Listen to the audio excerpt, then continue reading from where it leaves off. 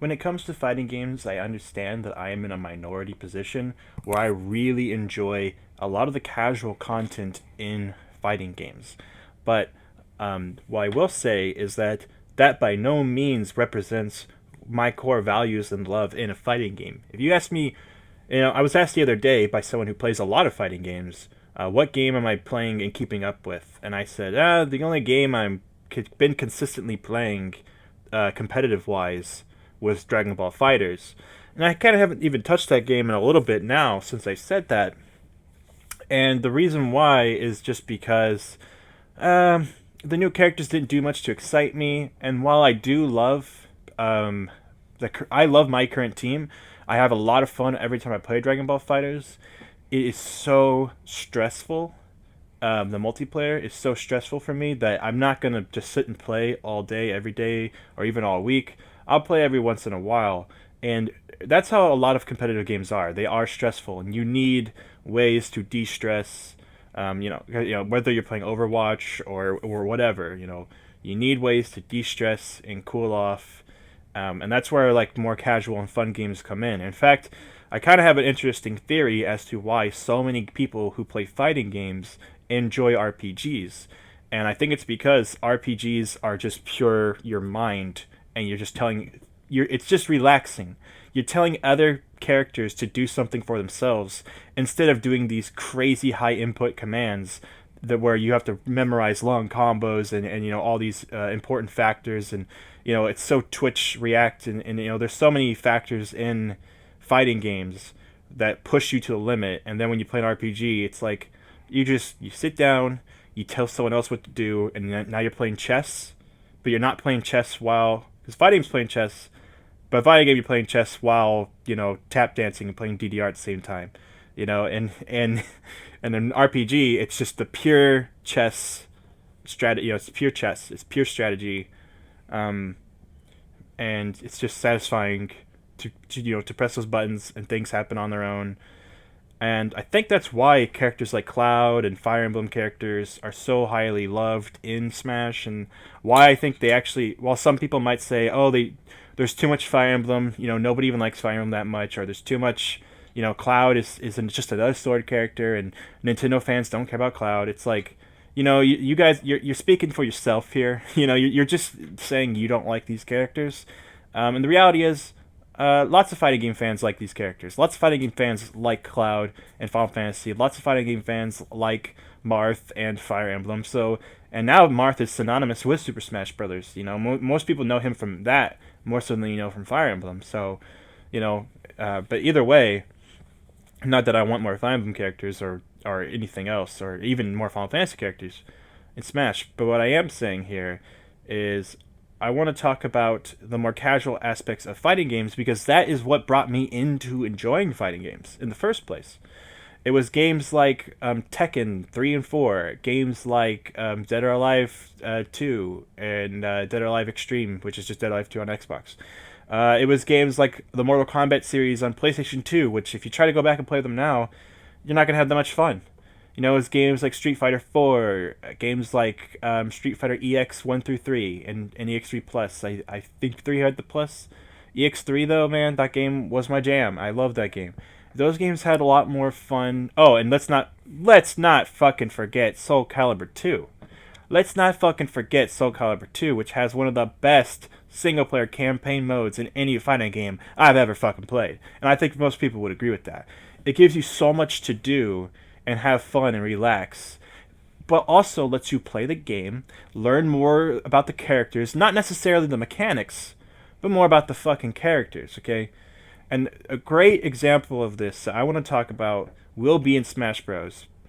And what I want to talk about here is how, when I play Smash Bros. And I play with my friends, I want no items. I want maps with little to no hazards, and in Ultimate, there's a hazard toggle. The hazards are going to be off basically at all times. That's how I want to play my maps, okay? I want the hazards fucking off. I want the items fucking off. And then at that point, I will have fun with my friends, and we will take it as far as it goes. It'll be like Dragon Ball Z fighting with Super Smash Bros. Characters, Nintendo characters, and it will be so much fun learning different characters, really nailing the mechanics, getting our fundamentals down. That's how fun of playing the game, man. That's what makes Smash fun. Is different matchups with different friends, pushing each other to the limit, getting better at the game. Feels great, super fun, even if it's just at, not a tournament level, even if it's just at the casual level, where you're just with the same group of people getting really fucking strong. It still feels great and it's a lot of fun. So that's what I'm looking forward to in Super Smash Bros. Ultimate. It's the same thing I liked about 4, Brawl, Melee, and 64. The multiplayer was always hardcore. That's what Smash always nails. When I talk about Smash 4 being a good game, it usually has to do with a few mechanics here and there, and the overarch, like the huge roster of characters, and that's about it. When I talk about like why Smash 4 a good game, I'm like, well, it plays a lot faster than Brawl. It makes a big difference. The physics aren't broken. I think it's a pretty balanced game, and it's got a huge sweeping array of characters that are all a ton of fun to play. And what's my problems with the game? Well, not only are the maps bullshit, but the single player content. While it might seem like there's a lot of content, the single player content in Smash 4 is really lacking.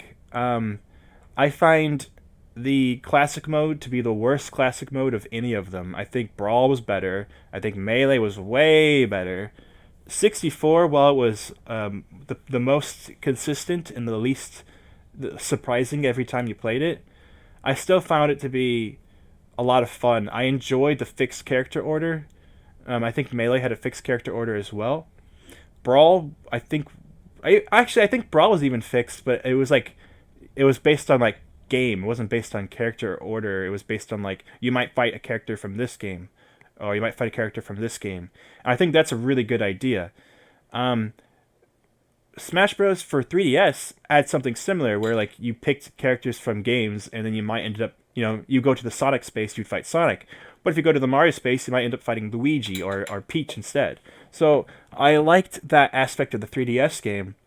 But the weighing difficulties and like the different bosses, the final boss in Smash 4 is ridiculous. While yes, I have all the challenges beat on the 3DS version, and I have almost all of them beat on the Wii U version. The ones I don't have beat are like the ones where you have to get a million trophies or do the trophy rush stuff. I just after a while I could make myself do all the bullshit with like multi-man melee and bomb rush, and all that stuff.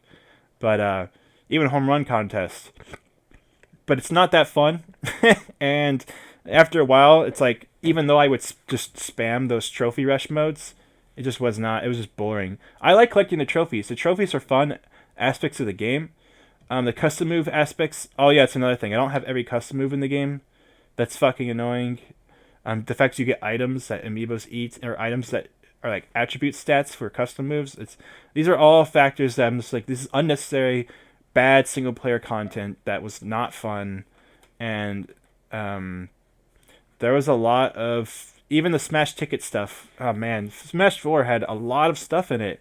It had a lot of game modes and features that, people just play Smash. People don't play the rest of that shit. They just play the normal hardcore fighting mechanics. All the other stuff is just other stuff. And while I'll be glad to see a lot of that return in Ultimate, and I'll definitely check some of it out, I don't think I think we could all agree that we'd much rather have, if we had to not have Smash Ticket or Smash Tour or a lot of those other features, I think a lot of us would agree that we would just rather have another Subspace Embassy mode, or another adventure mode like Melee had, or just make classic mode not lame like Smash 4. The classic mode in Smash 4 was so like trying to be different that it just didn't come off as fun at all. It was, it was really, and let's be honest here. When I was talking about, let's be honest about the adventure mode and Subspace Embassy mode. They're very similar. Subspace Embassy mode introduced 2-player, and that was really fun because a lot of the pairings and situations were more fun when you actually saw the two characters on screen working together. Like, yes, you can pick Mario and Pit, and you know in your mind they're supposed to be working together. But actually seeing Mario and Pit side by side together is a whole different story. Now, what is Subspace Embassy good for besides introducing a story and lore that wasn't followed up on Smash 4? Well, basically, it's good for learning the characters. Now, is it good for practicing these characters in a meaningful way? Not necessarily, but it does kind of give you some insight in what they can do for the rest of the game, since they do play one-to-one as they normally would in any other Smash mode.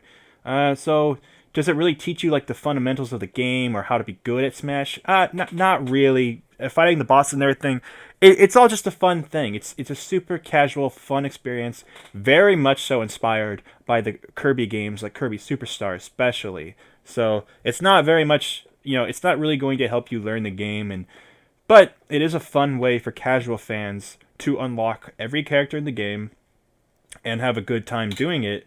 And it's a good two-player experience for sure. I really enjoyed the two-player experience in Subspace Embassy. And because of that, I really do think, to me, that is one aspect of Brawl that really elevates it, that really makes it a game that's worth playing and going back for.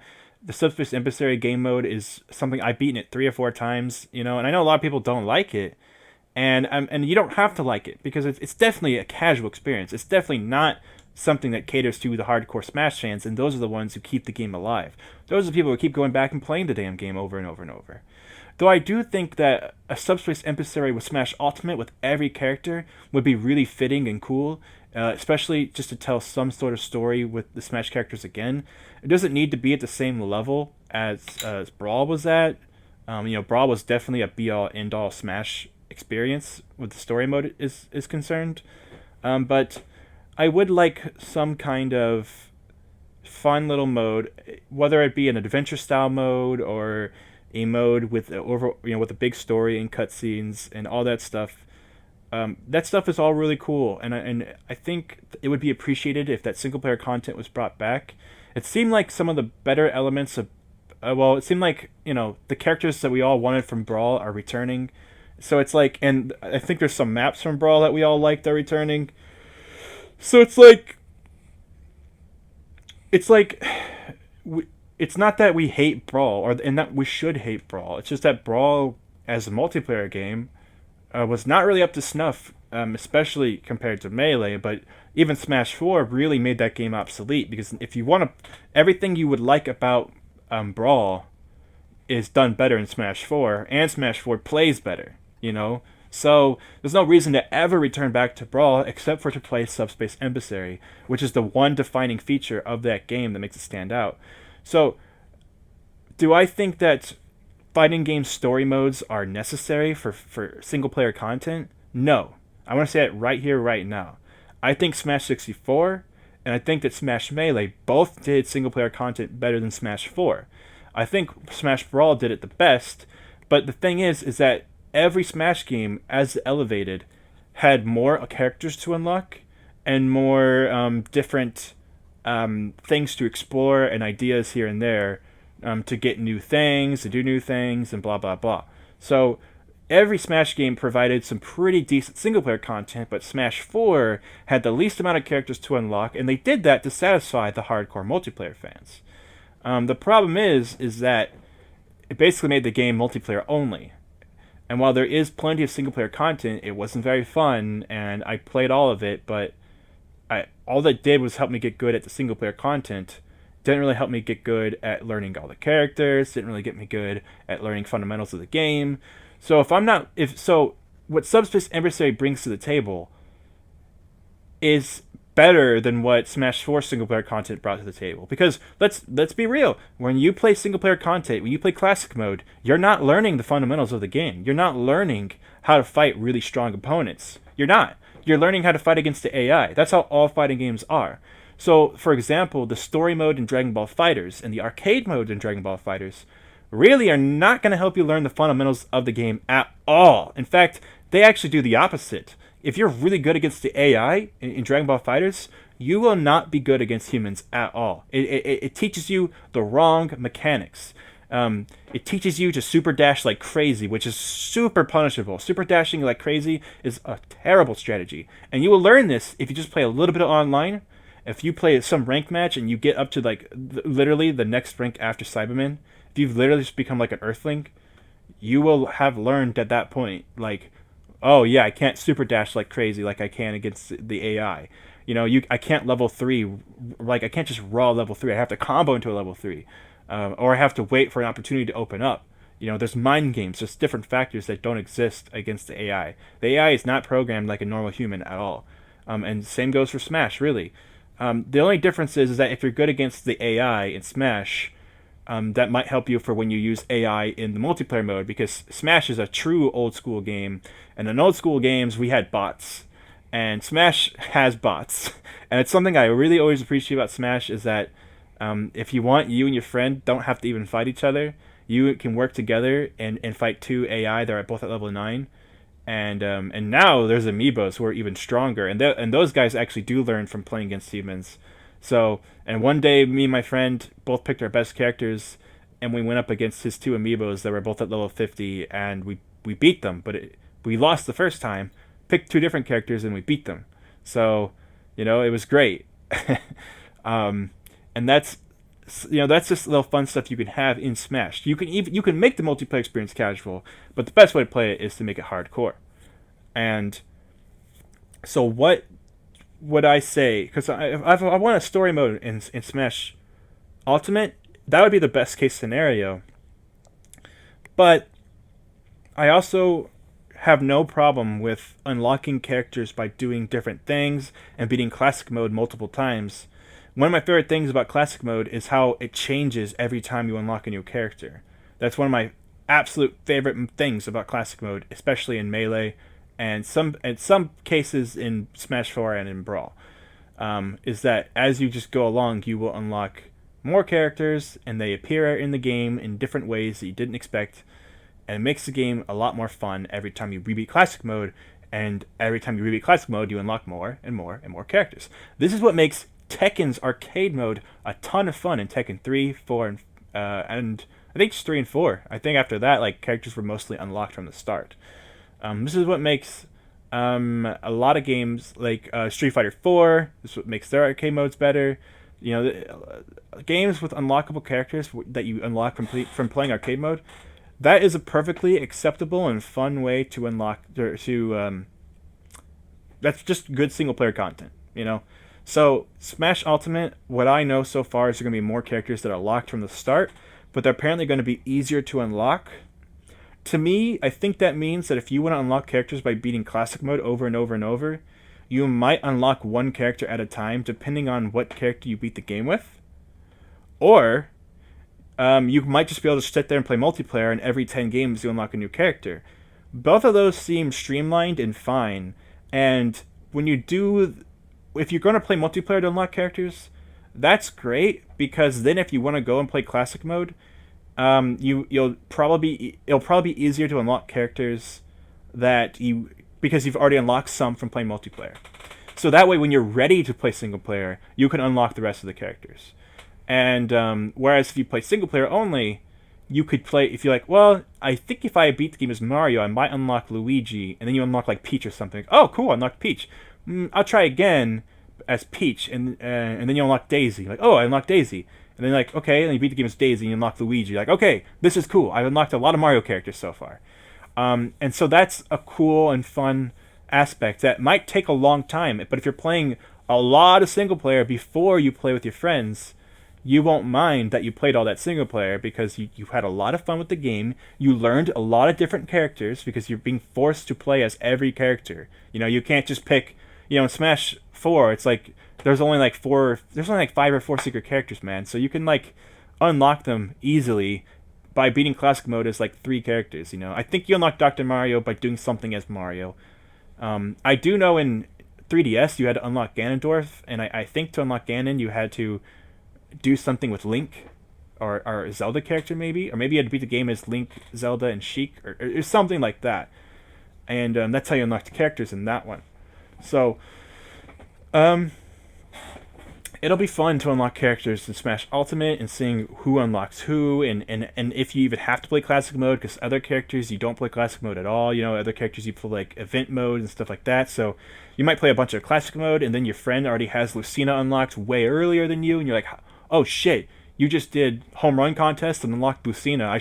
I should just do home run contest and get her now. You know, I already unlocked all these other characters. You know, so to me that's all exciting, fun single player content. That's something that's exciting about Melee, was unlocking the characters is one of the funnest parts of Melee. One of the funnest parts of Brawl was unlocking the characters as well.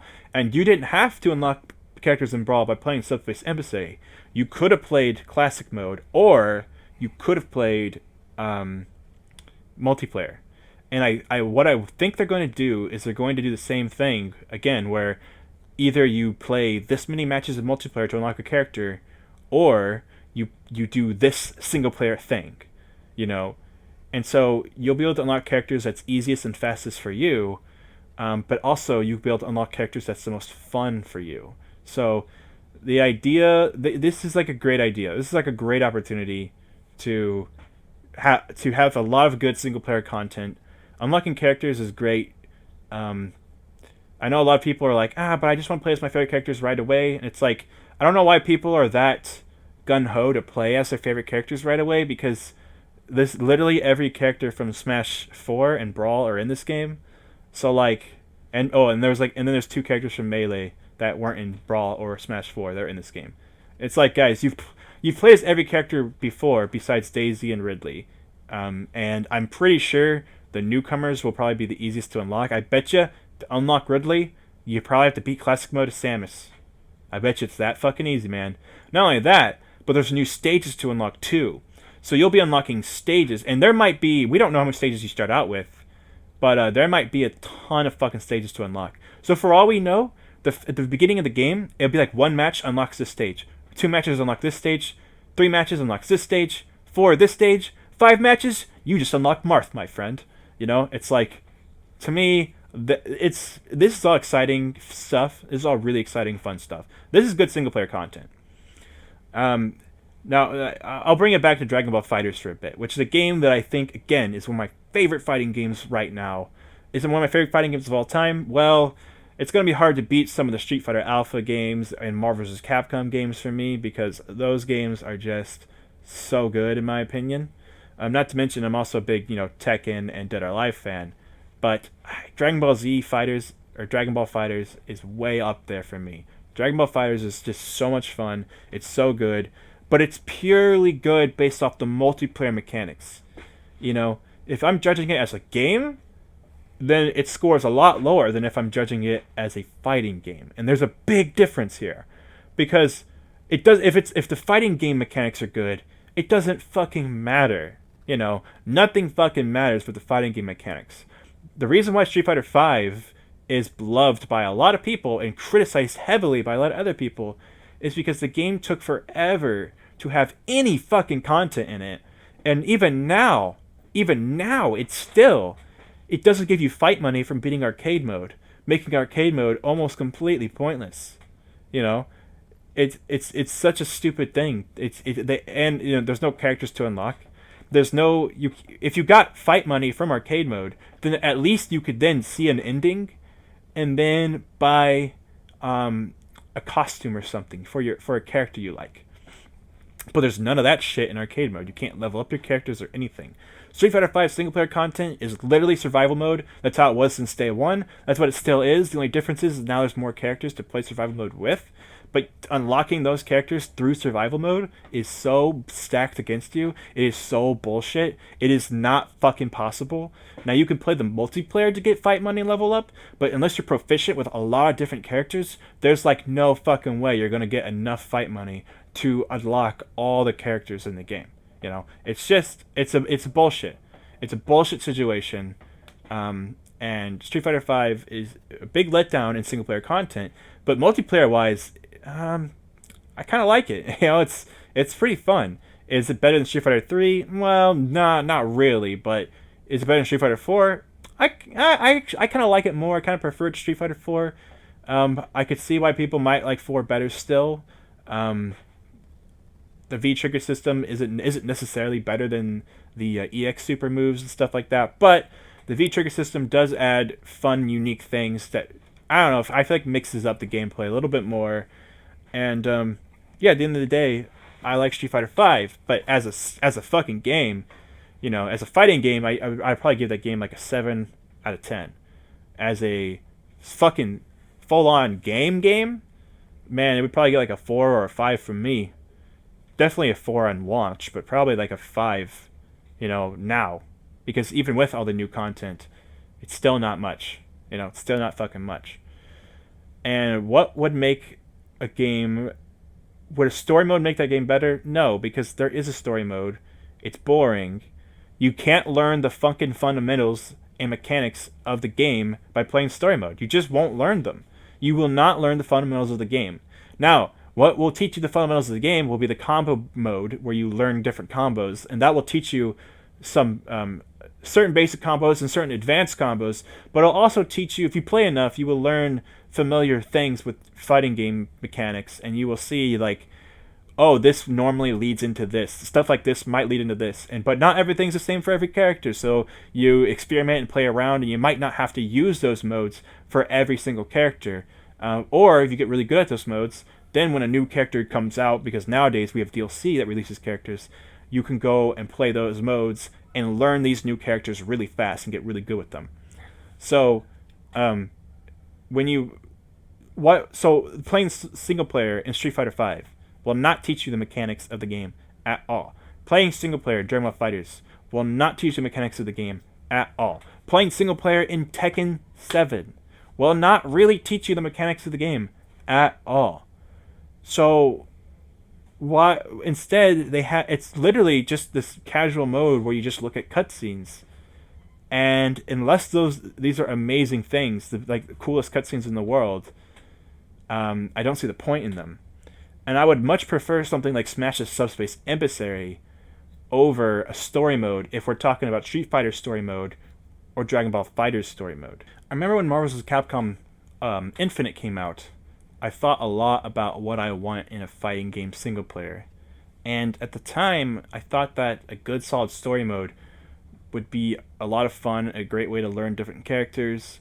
And I enjoyed some of the story mode aspects in Marvel vs. Capcom Infinite, but at the end of the day, I'll never go back and play it again. And, the cutscenes weren't that memorable or anything, and nothing happened that was that cool. So it wasn't really that fun. Whereas when I play Marvel vs. Capcom 2, I usually have a lot of fun if I'm trying to re-unlock every character, because it forces me to play as different characters, and it makes me learn different team-ups and combinations with teams and team synergies. And then when I unlock more and more characters, and unlock characters I know I'm good with, like when you eventually unlock a secret character, and then when you eventually get Team Shoto with Ryu, Ken, and Akuma, at the very end, because those are some of the last characters you unlock as Akuma. It feels really cool, and it makes it really exciting to go through arcade mode that one last time with every character unlocked.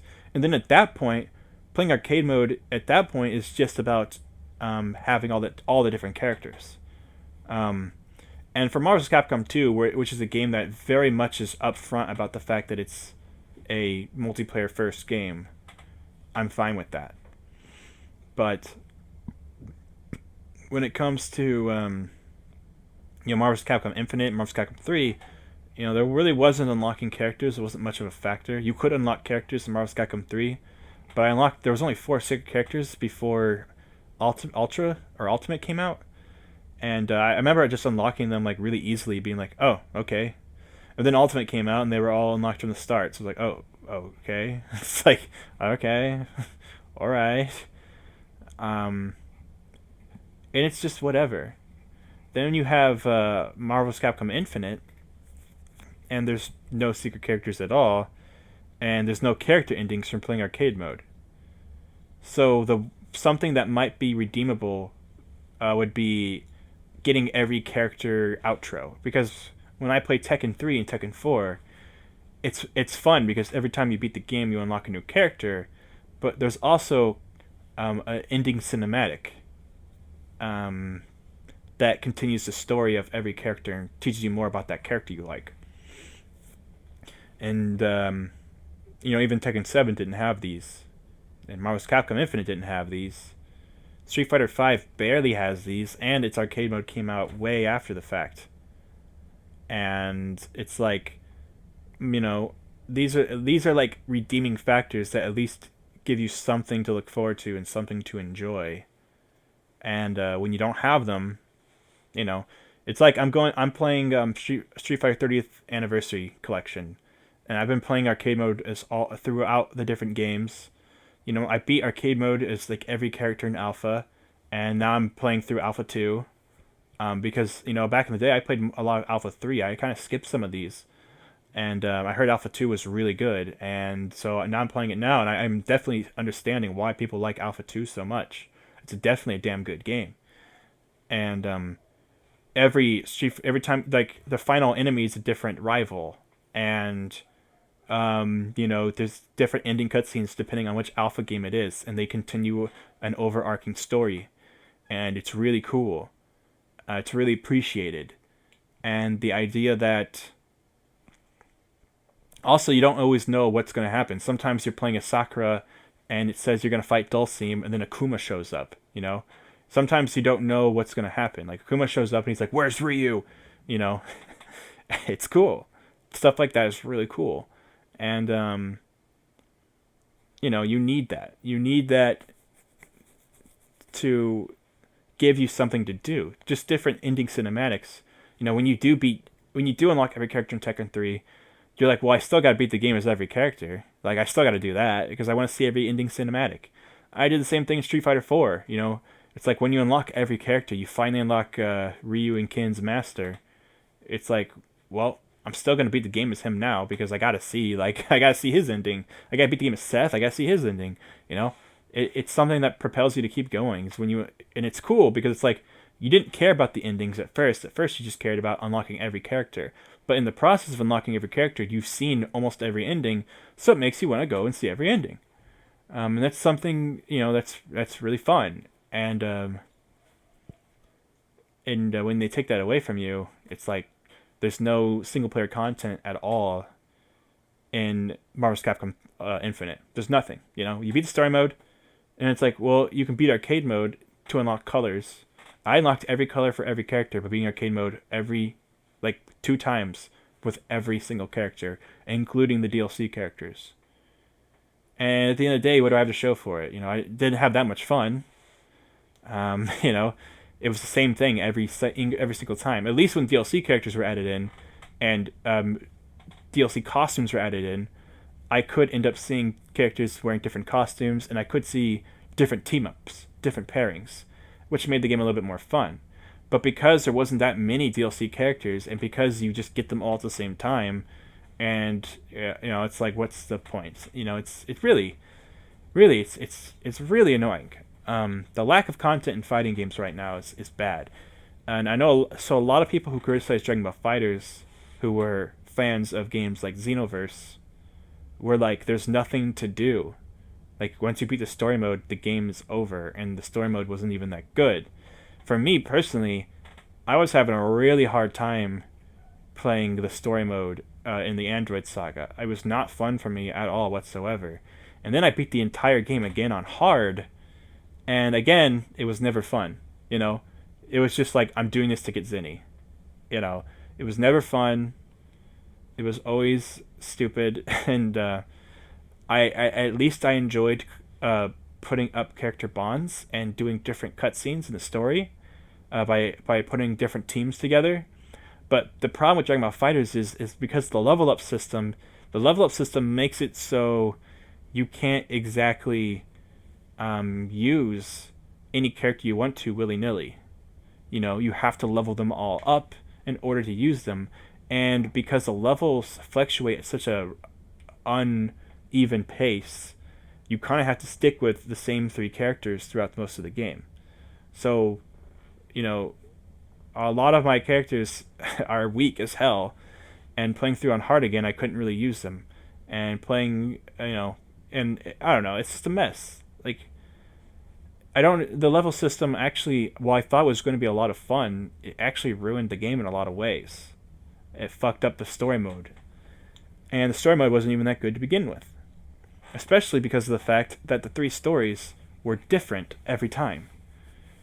I was hoping they would be different sides of the same story to where you learn all the different facts. But because they're all three different stories, you actually it makes it feel way less connected and makes it feel way less fun. I mean, honestly, I didn't care about the story nearly as much when I was doing the evil side because uh, I was like, oh, everything I just did with Goku was for nothing. And then when I was playing as Android 18 and Android 21, I was like, this is stupid. Like, I was like, this is not to me. This isn't like the true ending or whatever. This is all dumb.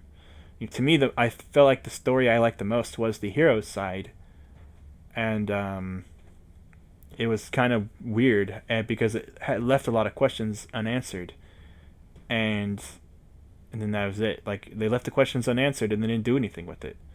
So because the stories were different, so I don't know. It's just really dumb. I would have honestly preferred character endings. I would have honestly preferred in both Marvel's Capcom Infinite and in Dragon Ball Fighters. I would have preferred special character endings. To me, that would have been better. Imagine if every character in Fighter Z had a special ending in the arcade mode.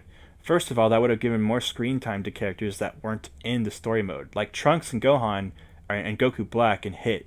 These characters are just not in the story mode. And then there could have been special endings depending on if you beat the game as certain team-ups. Maybe not if you beat the game as these two characters, there'll be a special ending.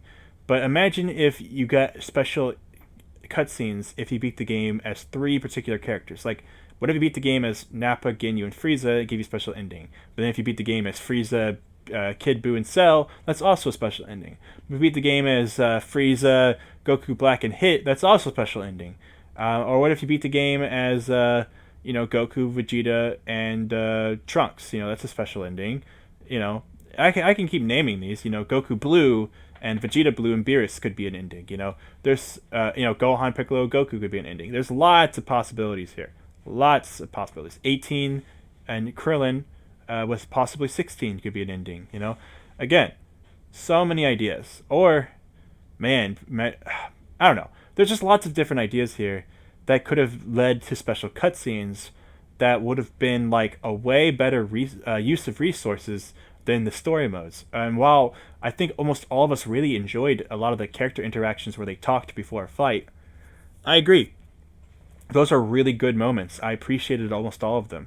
But they could have put that in the arcade mode itself. Like, Street Fighter has, fight your rival right before the final guy, right before you fight the final boss, whether it be Bison or Seth or whoever, you get to fight like a special guy. And what if they did that here? What if before you fight, there really is no final boss in this arcade mode. So what if in fact, I thought the final boss for sure was going to be Android 21 with I thought Android 21 would be like the final boss of the arcade mode, and then she just isn't in the arcade mode at all because she's a secret character, and she's the final boss of the story mode. So what if she was the final boss of the arcade mode instead, and then you, right before you fight her, depending on who's on your team, like if you have no special team, if it's just Goku and you have two characters with Goku that don't make a special team, then maybe it'll just be like straight up Vegeta with random characters. Or if you have like a special team, like if you have, for example, if you're using Goku, Piccolo, and Gohan, if it's those three, you might end up having to fight someone that's relevant to them, like maybe Cell, for example, or something like that, something along those lines, right? Maybe if you're using Gohan, Piccolo, and Gotenks, they would fight like Kid Buu, that would make stuff like that makes sense to me. And I think there could be some really cool, interesting cutscenes, and the resources could have been spent there, and we could have had the fun character interactions all right there, instead of having them, wherever else. Like and really they could have done it with a lot of different things. Like what if it's just if you're playing arcade mode and you happen to have Gohan on your team and you come across Captain Ginyu, so Gohan says something to him. Or, like all the same character interactions that happened in the story mode, they could have just done in the arcade mode, depending on who you fight. And what I like about the arcade mode is that the teams you fight are not random, they are fixed. I wish their order was random, but because the teams are fixed, you usually fight teams that actually make sense. Like, I like that when you fight on the Grand Pi, the Elder Kai planet, you fight Goku, Majin Buu, and Kid Buu because they're people. Those are the people who would be there. I like that when you fight Future Trunks, he's with Adult Gohan and Android 18, and you fight him in the destroyed city. Because these are people from Future Trunks' timeline. To me that's all really cool and it makes a lot of sense. So I would really like stuff like that, but also again, just if you randomly encounter Frieza with Goku, he'll say something. I don't know why that can't be a thing in the arcade mode. So,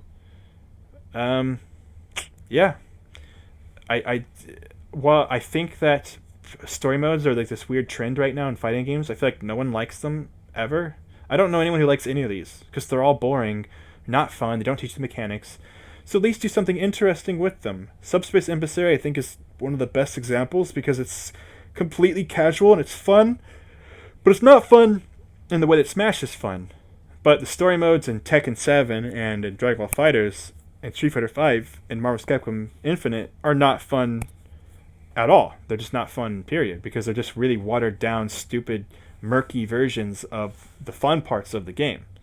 So you might as well do something completely different and balls to the wall, which is kind of harder to do in a more traditional fighter. Smash can get away with it a lot easier, but traditional fighters can't really do that. So I think they should do is take a big, really look and analyze what Soul Calibur 2 did, because I think Soul Calibur 2 and in its campaign mode where you go through dungeons and you have to do certain training tasks and stuff like that, and you unlock new weapons and costumes along the way. That was definitely the funnest experience I think I've ever had playing a fighting game in single player.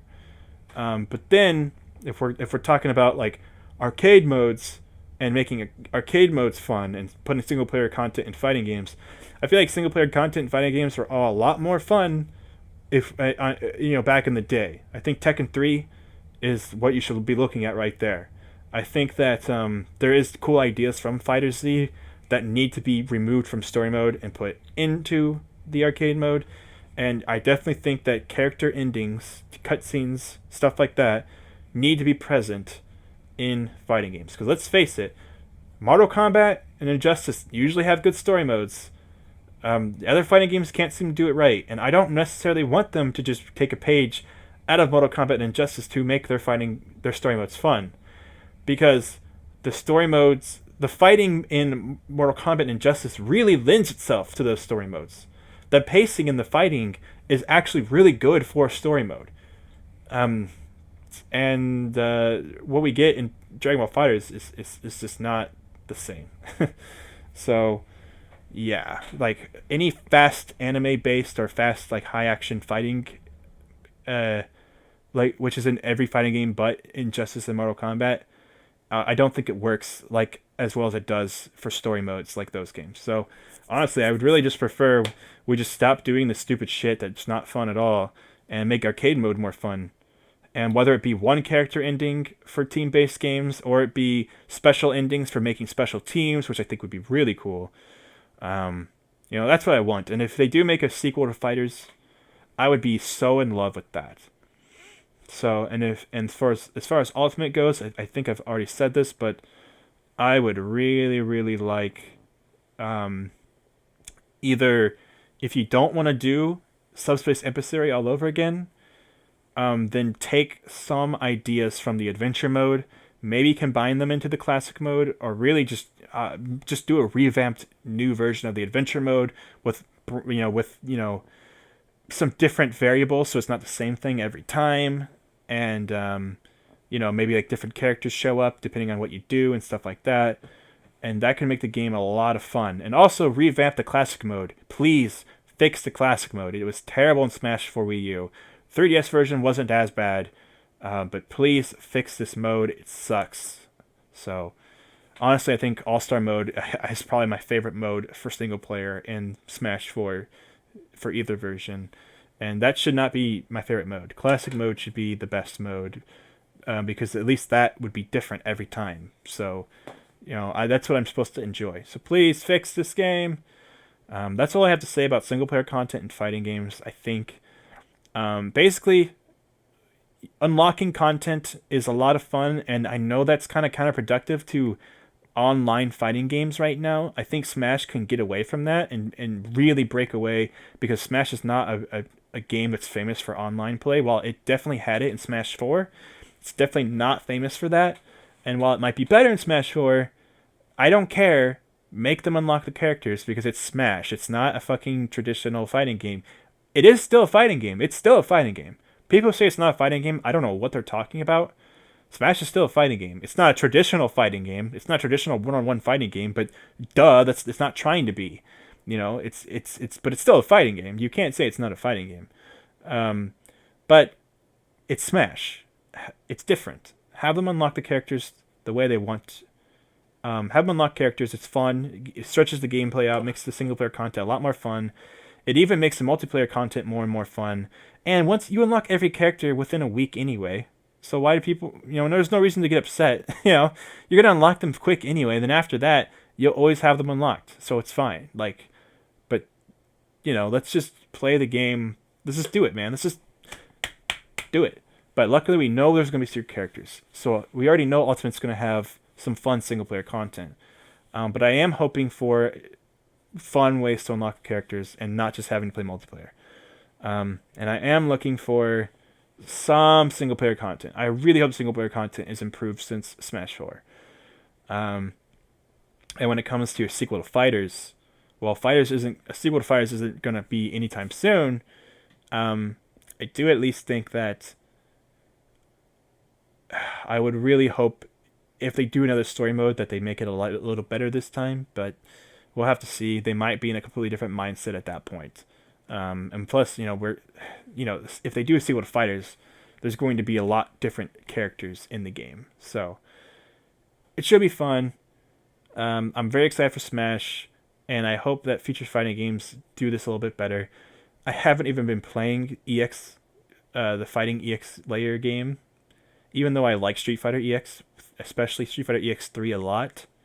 Even though I like that game a lot, I've heard it has very, very minimal content, and it's mostly just the multiplayer. People have compared it to Street Fighter V's launch. And to me, it's like, yeah, well, the mechanics are probably fun, but it's not worth it for me for that reason. Soul Calibur 6 is going to have a story mode. Soul Calibur 5 had a pretty bad story mode. So I'm hoping it's better. But it looked like it's going to have a lot going on in it. It looks like there's going to be a lot of different chapters that span across the entire story with different characters. So not like Tekken 7 at all. So I am excited. So we'll have to give it a try. Either way, that's all I really want out of single player games. Here's to Smash Ultimate being awesome, and I'll see you guys later.